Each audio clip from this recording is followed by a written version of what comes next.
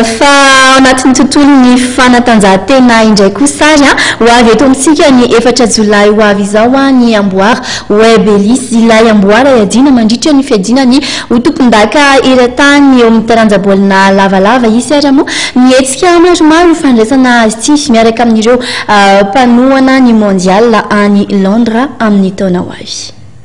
Ho tonga eto amintsika ny amboara webelis ilay amboara edina mandritra ny fiadina tompon-daka eran-tany eo amin'ny baolina lavalava izay ho tanterahana amin'ny taona 2024 any Londres io.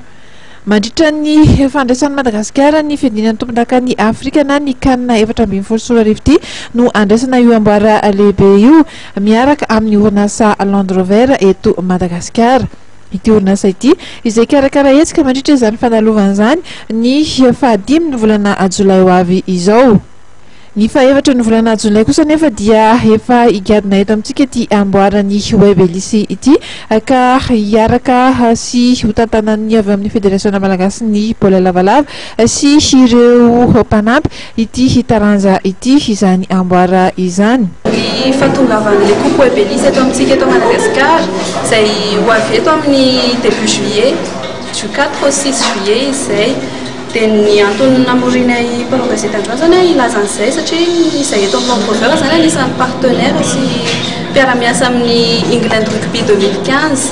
Araka ny fahitantsika teo dia efa mizarazara ny lalan'ny coupe web elisy eto amintsika.